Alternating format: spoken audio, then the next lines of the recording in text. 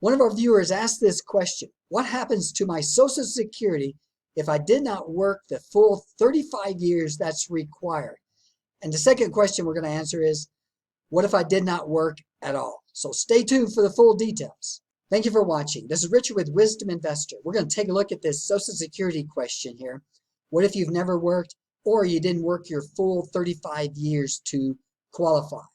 And this is especially for people that want to retire early, because if you don't get your full 35 years in, you're not going to see the full benefits. So let's take a look at more details here. How do you qualify for Social Security? You need a total of 40 credits to qualify at the lowest level. Each quarter you get 1 credit and you get 4 credits a year. The amount of earnings required to qualify for a credit is $1,470 in earnings in 2021. The minimum amount of years to work is 10 years. Social Security benefits are based on your highest 35 years. So Social Security has set up some strict standards to qualify for Social Security.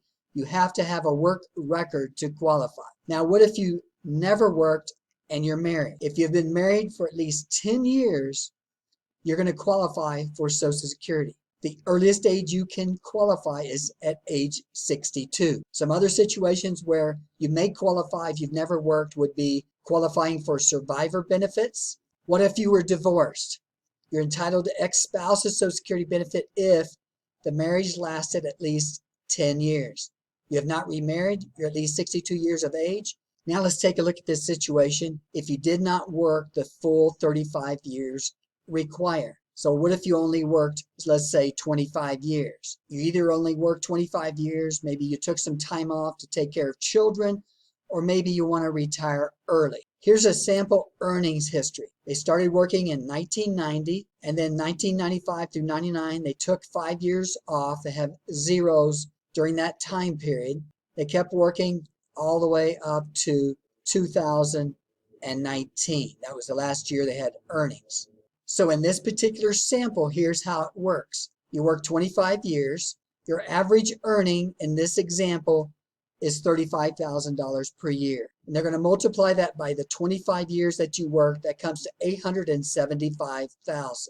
They're going to take the $875,000 and divide it by 35. They're not going to divide it by 25 because you had some 0 years. They're going to count all those 0 years. Let's look at our work history again. Again, we had several years here, 10 total, where there were 0 years. So they will still use those zeros in the calculations. So they'll take the $875,000 total divided by 35. That gives you a $25,000 average income per year. Then Social Security will use this amount to calculate your averaged index earnings. So only working 25 years works against you in this calculation because they use 35 instead. What you can do to increase your benefits is go back and earn wages. For every year that you earn wages, they'll substitute those new wages for those 0 years. So if in 2021 through 2030, you now earn $35,000 per year, for example, they will substitute all of these years for the years that you had 0.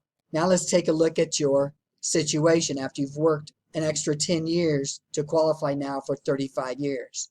Let's assume that you earn $35,000 per year for all 35 years. They'll multiply that by 35. That averages out to $35,000 per year. And they'll take this number, the 1,225,000, and then index that to come up with your average index earnings. Keep in mind, if you retire early, you're not going to get your full Social Security benefit if you did not work a full 35 years.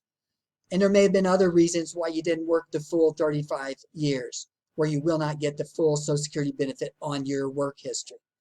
If you have any questions, leave your comment. Stay tuned for the next update.